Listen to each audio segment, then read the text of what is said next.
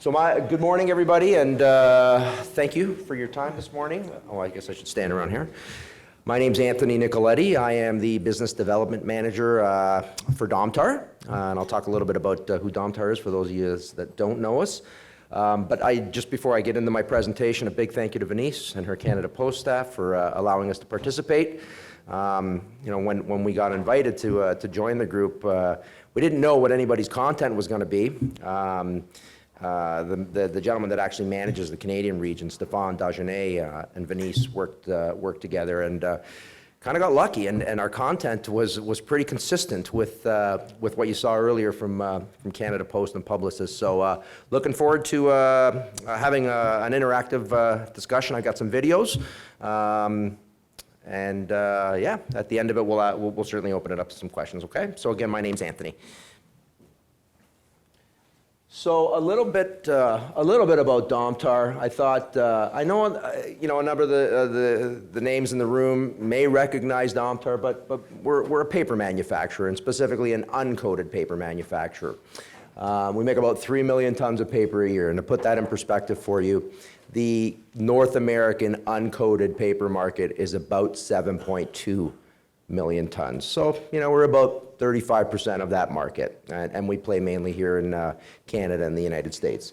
We have 13 pulp and paper mills. Some of them produce just pulp that we use for a variety of applications, personal hygiene items, diapers, baby diapers, obviously paper.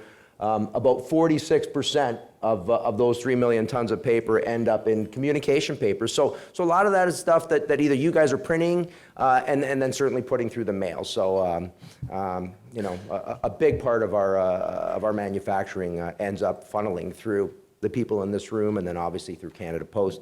And then the other thing that we made a priority over the years is really is to develop relationships with printers, the people that, like you guys that are actually using the paper and the equipment manufacturers, so we understand how our paper performs. The one thing that if Stéphane was here doing this presentation, he'd talk to you about is that it's, you can come up with, the right data to understand the right customer and what triggers their purchase, and then get the right file to the right printer that can get it in the mail. But if that piece of paper doesn't feed through your printer and can't make it through your Canada Post inserting equipment, the worst thing for somebody that's running a marketing campaign, a direct mail campaign, is to get that white box mailed back to you with all the, return to senders because it didn't make it through Canada Post system. So paper's kind of an important piece of it. So, but I'm not here to talk, to do a Domtar commercial, but we certainly wanted to let you guys know it plays a role in this. So, when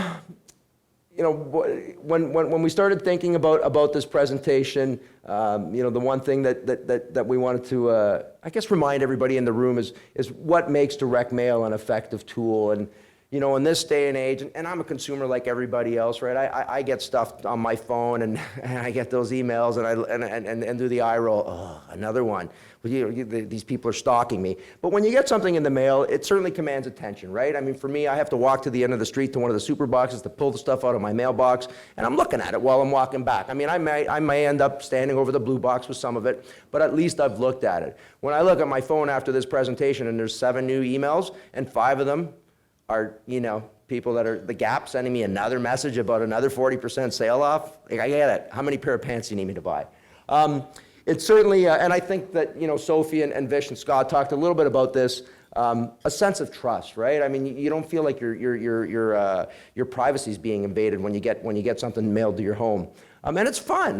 We're going to show you some examples of some finishing techniques that people use that do make it a little bit more interesting and tactile. And then it's personal, right? So for all these reasons, we do think it's still a great way to communicate a message, to market your information. So what we thought we could do is really kind of break our information into 3 sections. So I'm going to talk a little bit about, and this is very consistent with what Scott and Vish and Sophie talked about, focusing on your audience and targeting your audience. From there, we'll talk a little bit about using some finishing techniques and some medias to excite and delight. And then finally, we'll talk a little bit about loyalty.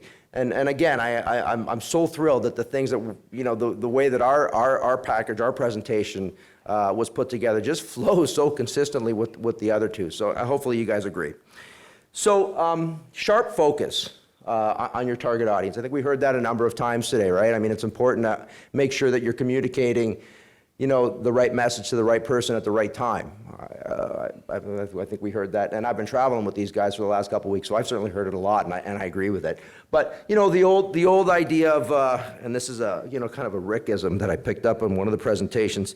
Carpet bombing doesn't work, right? In the past, you would send out a piece of information to a particular set of postal codes and hope that you know, there was something relevant.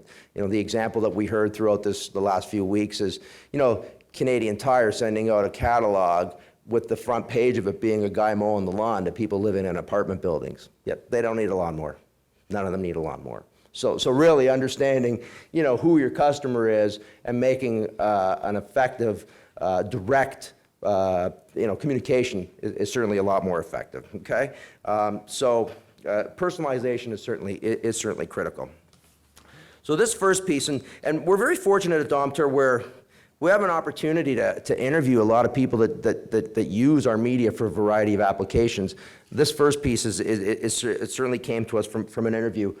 First person agency. This fellow, Stefan Muma, really talks about you know, understanding your customer, understanding what motivates your customer before coming up with the campaign. So know your customer and then come up with the campaign, as opposed to, I think somebody mentioned it earlier this morning, having the campaign and then just blasting it out to your customer. So let's have a look at the video, and then we can certainly discuss it afterward.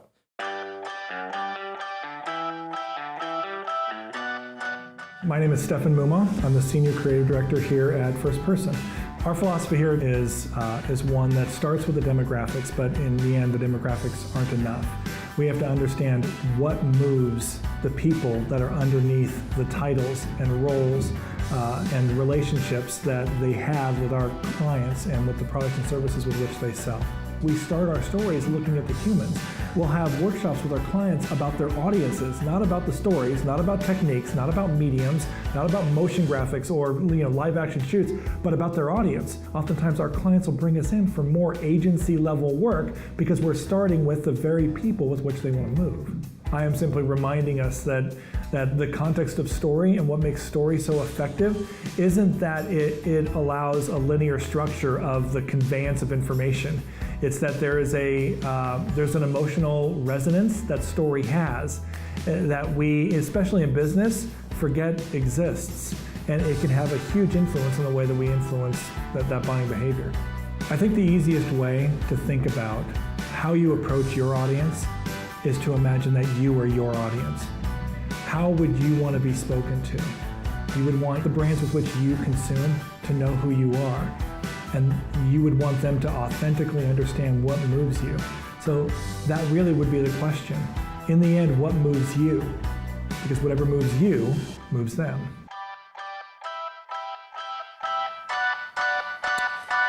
So, I mean, I don't need to, I guess, rehash the entire video, but clearly he believes that once I understand what your customers' priorities are, there's a better chance of success if I'm going to send out a piece of communication to you and try to get you to action that piece of communication. So the next piece that we have here is really kind of takes this to life. So this is an example for the St. Louis College of Pharmacy. And I guess they know who their customer is, right? They're sending acceptance letters to people that have applied to this school, and they decided that instead of just sticking an 8.5 by 11 sheet C-folded into a number 9 envelope or a number 10 envelope saying congratulations, you made it into the college, they were going to go ahead and take advantage of that opportunity to communicate and put a nice package together where they used some really nice bolds, obviously the letters in there, but then took the opportunity to include other pieces of information and maybe some other services that would be available at that school. So look, I have your attention,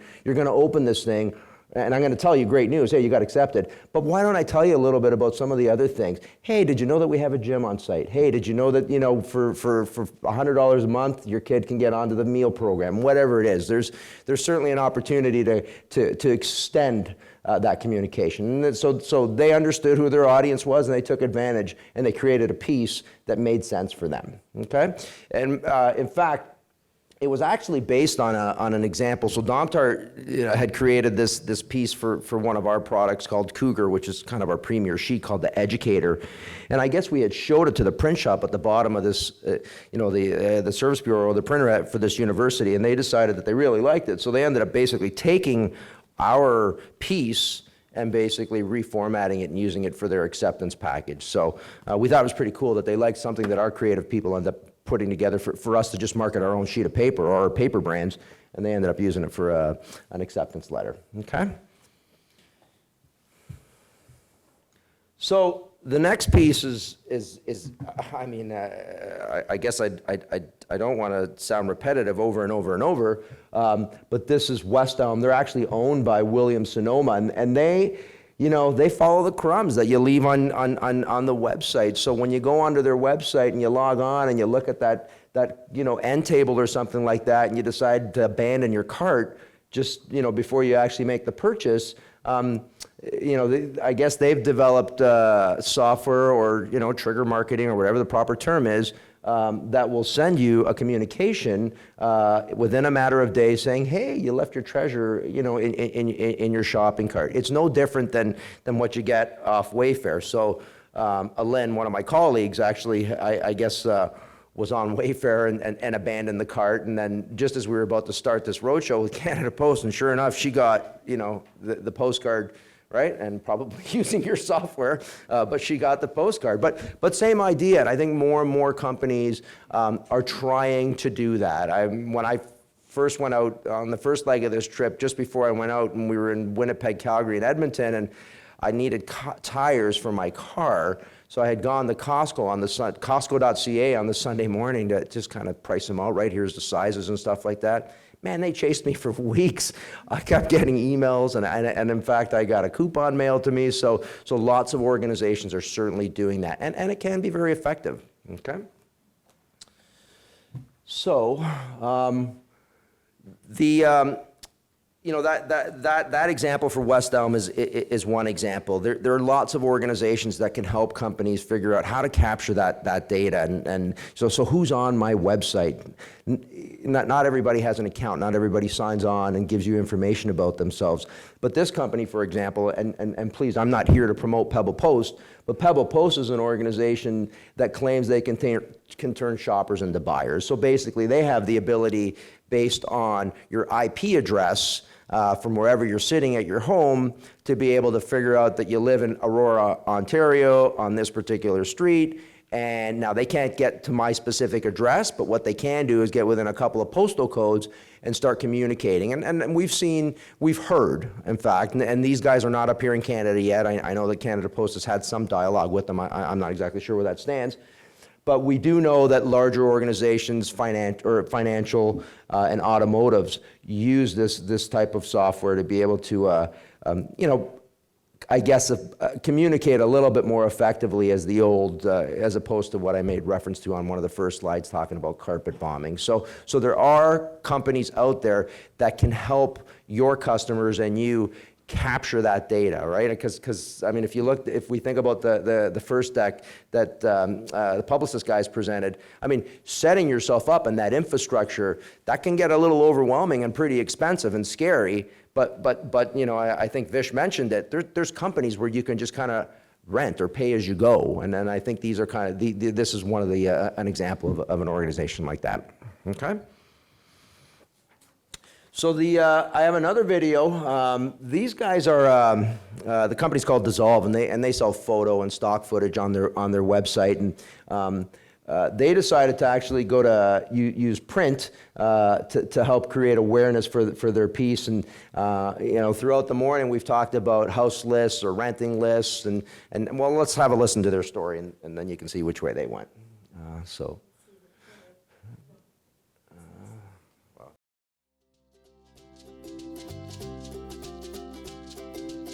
Dissolve sells stock footage and photography. Our goal is to enhance designers' creative work with the extraordinary footage and photography we offer. Our collection is highly curated by our content team so that our customers are always looking at the best content available. As a digital company selling footage and photography online, we've used direct marketing to reach our customers in a different way. We also think direct mail is a great way to reach customers that we wouldn't normally have the opportunity to reach. It's something that's a lot more memorable than something that's as disposable as an email or a web banner that we might produce digitally. Yeah, we've had the opportunity to connect the two too. We'll do a video online with potentially adding emojis to a video, one we called Emoji Among Us, and we had the ability to put that into a print piece as well in the form of a flipbook. To me, a direct mail campaign is successful if it's memorable. We've seen a lot of customers share the stuff we've sent them either on Instagram or even responding to us personally. And we've walked around offices and seen our stuff lying around. And to me, that's the thing. When you can produce something that has a reason to exist outside of just marketing for our own company. So a little notebook that we send them, sketchbooks, a flip book, something like that. The memorable factor is a really big part of it. Another thing that we kind of keep track of is obviously traffic to our website, the number of signups that are happening, the number of orders that are happening in a given month. We look at direct mail pieces as affecting not just the month that they're mailed in, but as well as the following month. So we pretty much have a 2-month window where we're kind of using direct mail as a gauge for that particular frame of time. And I think internally for us on the creative side, a gauge of success is also whether we think it's great. We like to really look at ourselves as our customers. We're creatives too, and if we're not feeling something, if we wouldn't want to keep that piece, if we think it's a waste of paper, then we think they would as well. So we take that to heart.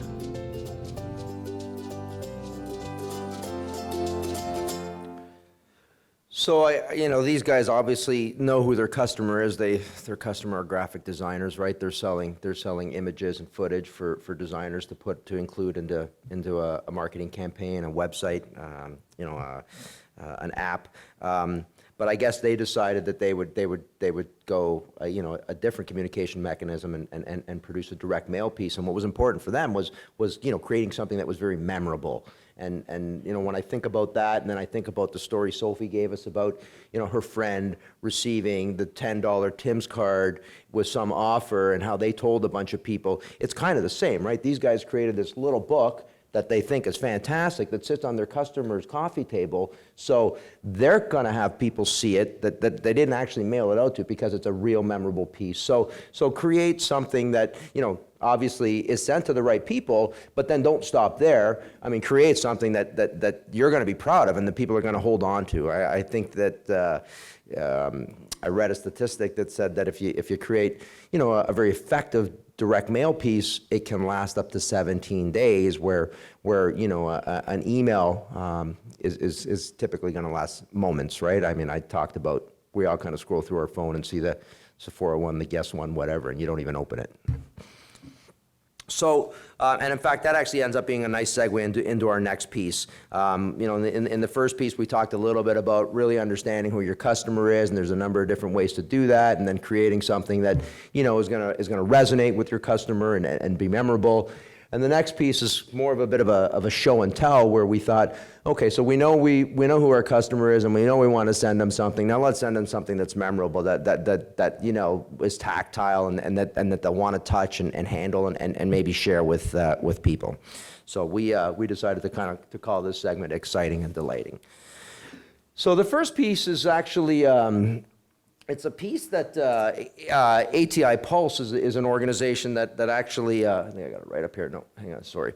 It's an organization that tracks the success of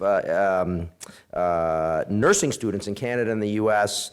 So throughout their schooling, they get something mailed to their home, and giving them a bit of kind of a mixed up message. But letting them know, once you kind of understand and peel the onion back a little bit, how they're doing in the program. So this is a piece that we thought was fantastic, just because of how creative it was. So we love the fact that you can see it's coming, and then you pull it out and it says ATI Pulse, and they just used a very nice translucent bond here to be able to kind of mask the two different colors. A very, very memorable piece. And I can tell you that we've had So I don't know what show this is, number 7 or 6 or 7 or 8, a number of them. So we've showed this many times. It's the only one my company actually has, so we got to guard it with our life. But certainly very positive feedback on the creativity this company decided to show. To send a nursing student an update on how they're doing. I mean, they went well above and beyond, but very effective. Okay, and actually I have a video that I'll show here. These are a couple of people that work in our marketing department. This piece comes to us from DMH, printed at Spangler Graphics.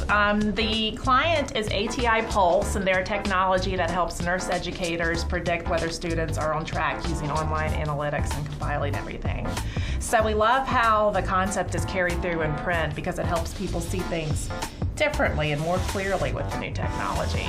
This is the direct mail component, but there's also a brochure that goes more into detail but still carries that same theme of seeing things differently with the technology. And again, more details but still carries through the same theme and ties everything together.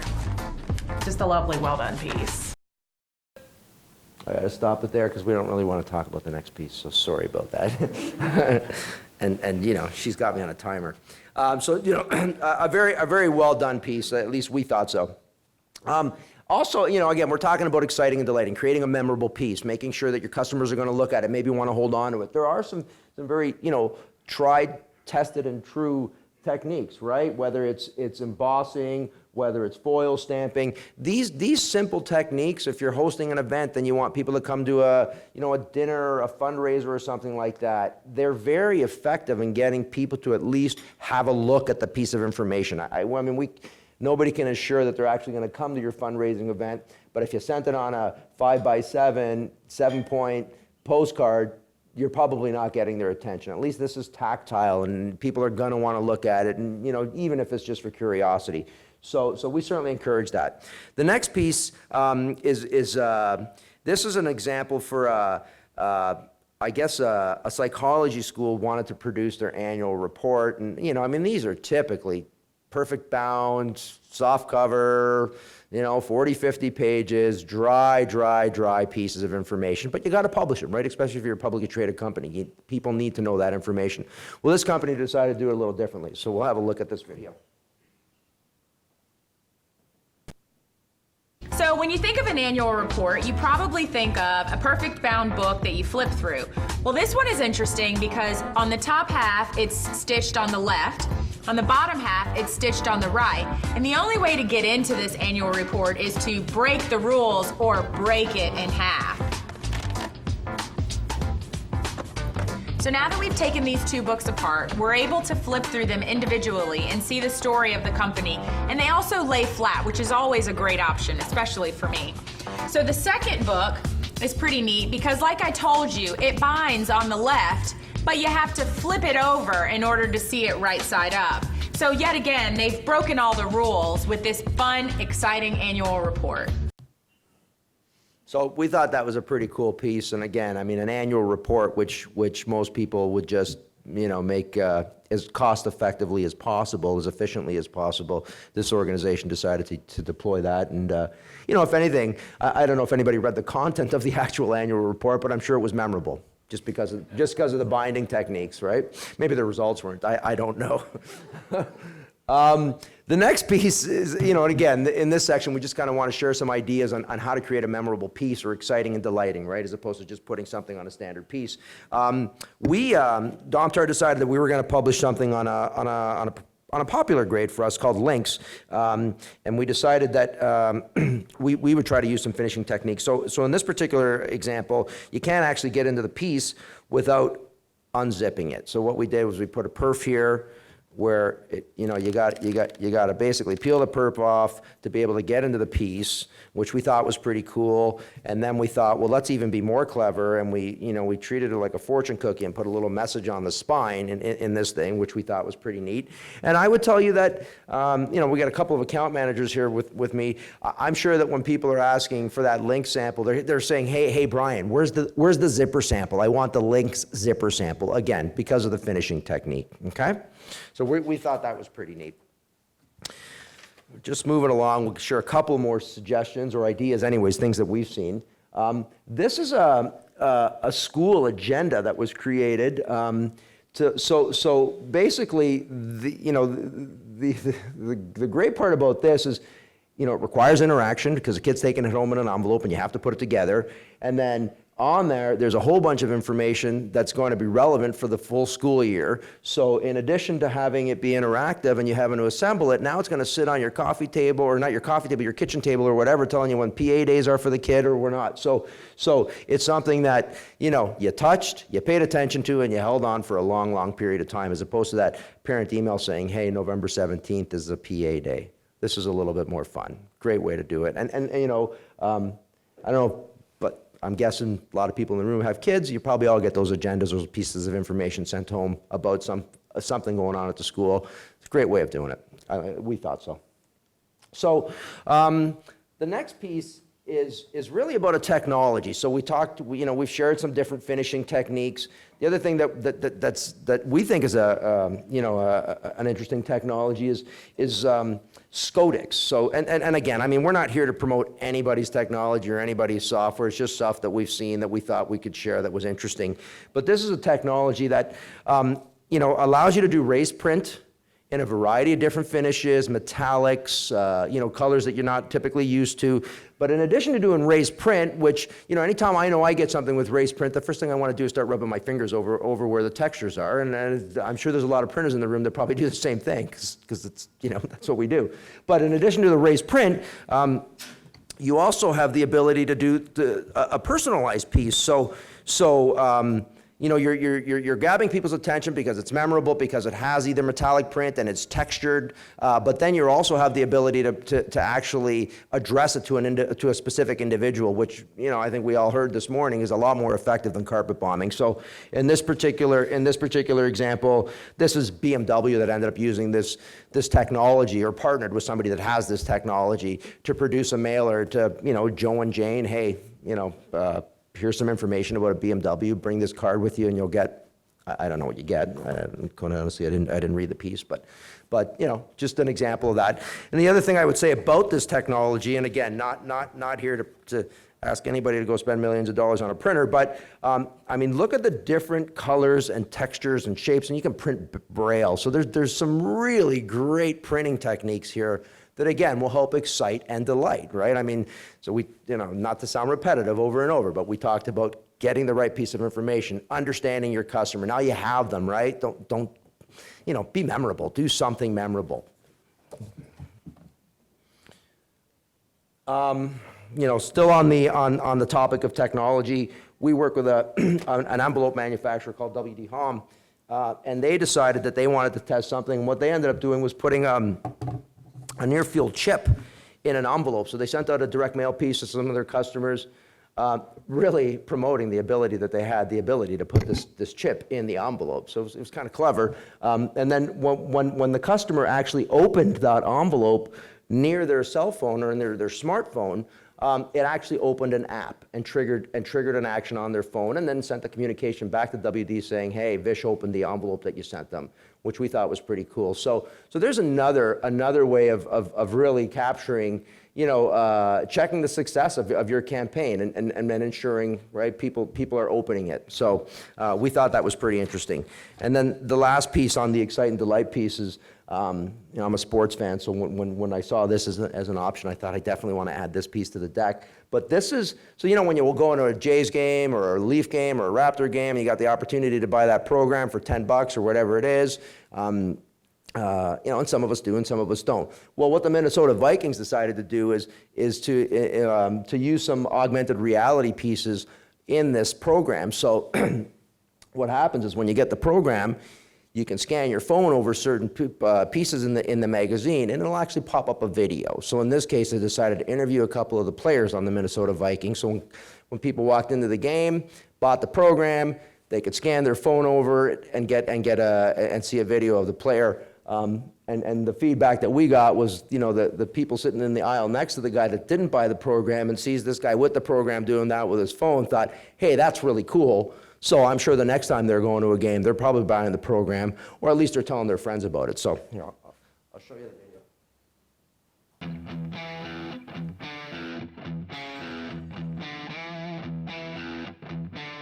Hey fans, welcome to the game. This is Anthony Barr. Playing on this defense is awesome. Got some great guys, some great teammates. Let's go Vikings. Hey Vikings fans, Adam Thielen. Welcome to today's game. This is how I prepare for games.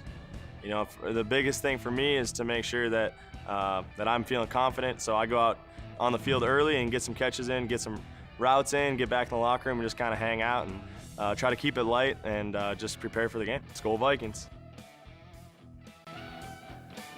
So this particular piece uses Zapper. And again, we're not here to promote that particular AR tool. There's lots of them out there. In fact, Domtar created our own, that if you go to the App Store, just type up Domtar.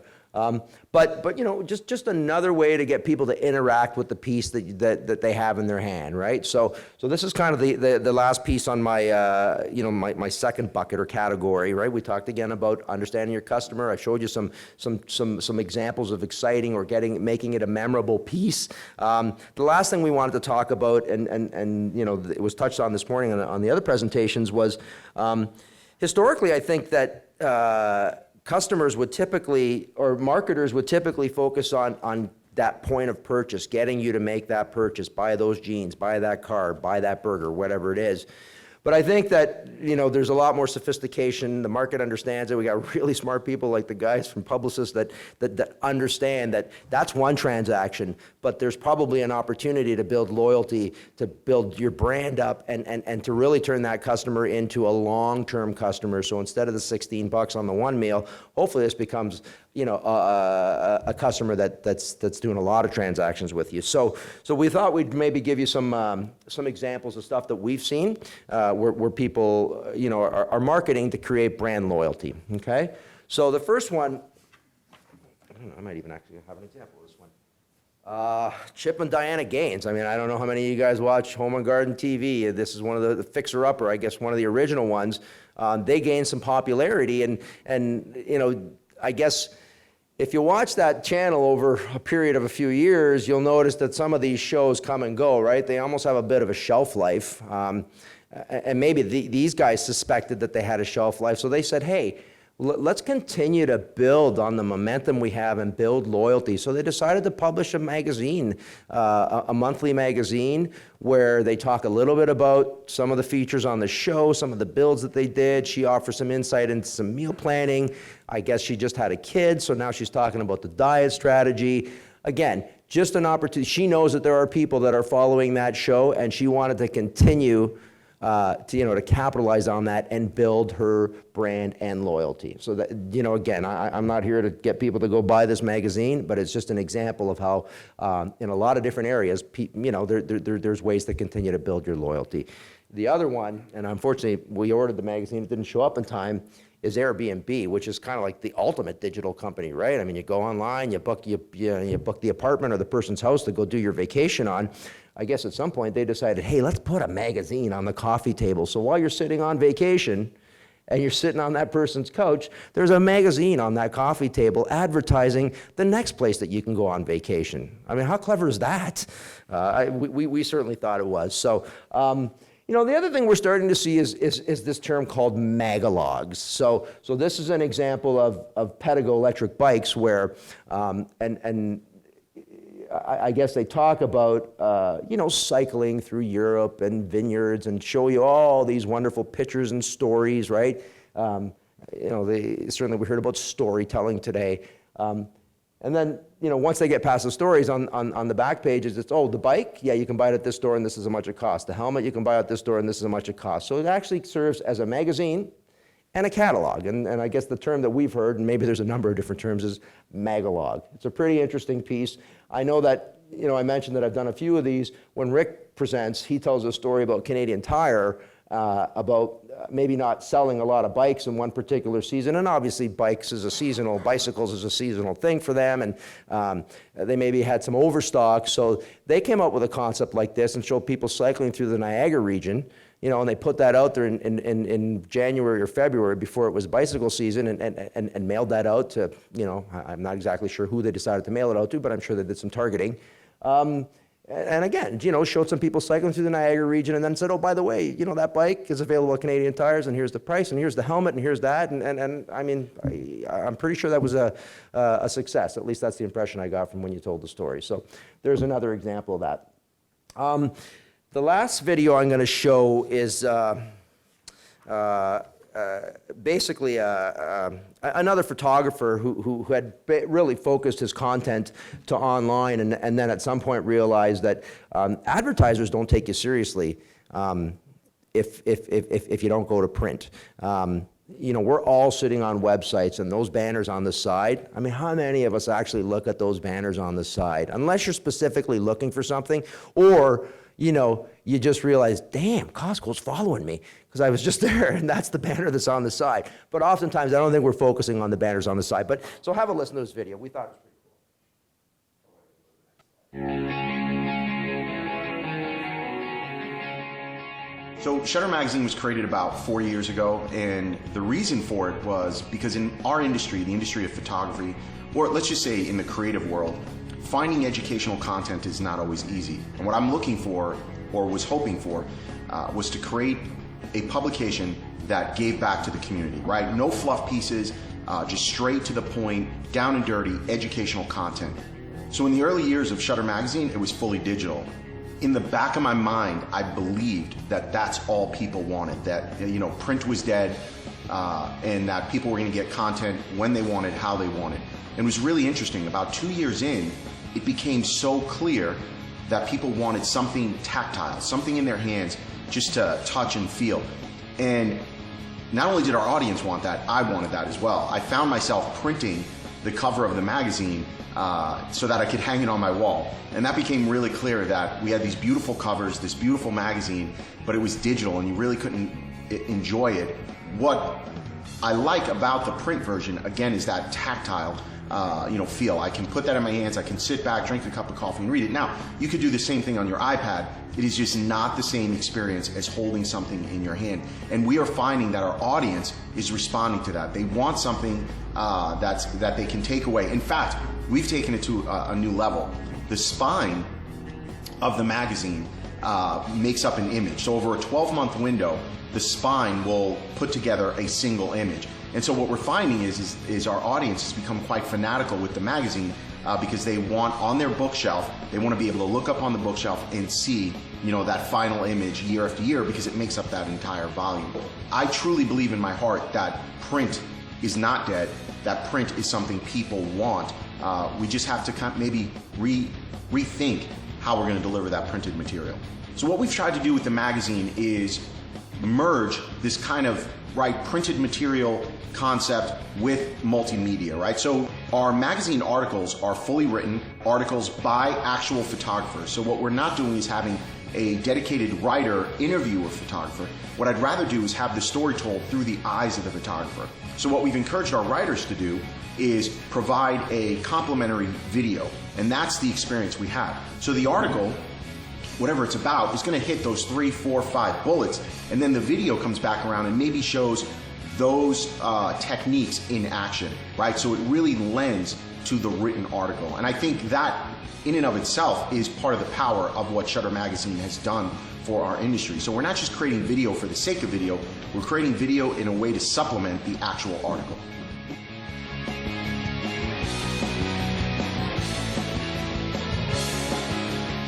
So, yeah, I guess I'll summarize by saying, you know, we talked in the first section about understanding your customer, targeting the right audience with the right message at the right time. The second section, I showed you some examples of maybe some paper grades or some finishing techniques to make it a memorable piece so that you know your customers are going to want to look at it and open the envelope or at least handle it.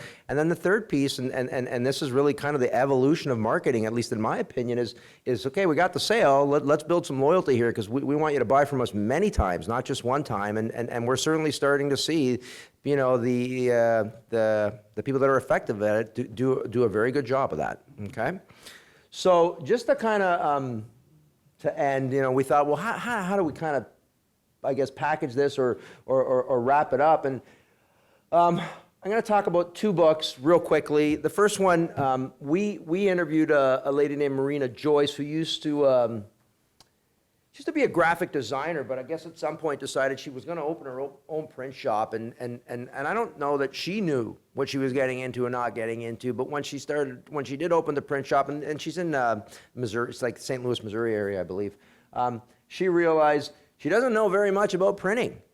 So just because you're good at designing something on a screen doesn't necessarily mean that translates easily to putting it on a sheet of paper. And I'm sure that for those of you that actually run presses or run print shops here, you love it when that designer shows up with that thumb drive and says, "Yeah, it's on the thumb drive," right? Well, this book is called Designing for Print by Marina Joyce. It's kind of a how-to, and I'm sure that a lot of programs like the one at Ryerson, the graphic communication program at Ryerson, probably use this book. A great tool for designers and for the press shop. It talks about media, it talks about finishing techniques, it talks about different print technologies. Great book. We're going to raffle it off at the end of this, so if you want to just kind of hand me your card. When we're done, they're all going into a bucket, and then we'll, and you might say raffle it off. This is a $200 book. I guess she charges lots of money for that knowledge. Okay, and then I guess the other piece, and really this piece it's kind of my job is I'm the inkjet media technology specialist for Domtar, so I typically focus on a particular type of print technology and the media that goes with it. Again, for the guys that are printers in the room, I'm sure that you've heard, production inkjet is kind of where it's at, and I would agree with that, and certainly I'm a big fan of it for a bunch of reasons, for the economies of it, for the speed of it, but it's different, and it uses different ink, it uses water-based inks, there's limitations to it, so certainly for those of you that are going to print campaigns using this technology, another great book is The Designer's Guide to Inkjet. Again, it's very different technology than those of you that have traditional offset or digital toner. Spending a few hours reading this book, if you do want to invest in that technology or have that technology, will make you a much better printer with that technology. Okay? So I guess the last slide is your number one resource for those of you that are designers in the room or agencies in the room. Talk to your printers. Something might look fantastic on a screen. It doesn't necessarily mean it translates that way to a sheet of paper. But if you engage them early on in the process, the chances that you're going to get a piece that is memorable, like those guys talked about, is significantly higher. Thank you. That's it. So just because we have a couple minutes, and I know nobody's hungry, I think we're going to ask the other presenters, Sophie, Vish, and Scott, to come up, and certainly if anybody has any questions. Yeah, well, do you want me to announce that? Yeah, sure. So if you ask the question, you're getting the Designer's Guide to Inkjet.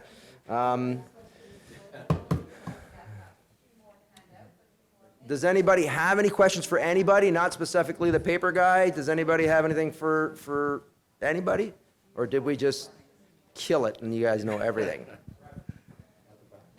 At the back? Oh, no, he's just putting his hand up for a book. Does anybody want to talk about the Raptors?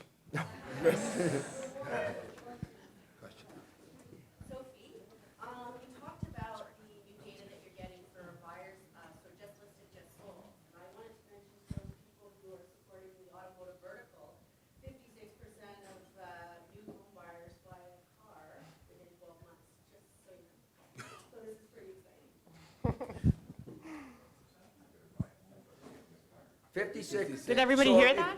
56% of people who buy a new home or move within 12 months buy a new car.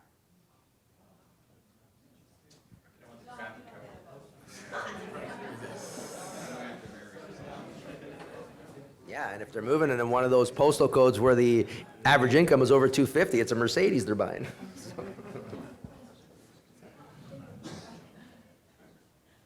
Any other questions? Everybody's hungry. Okay.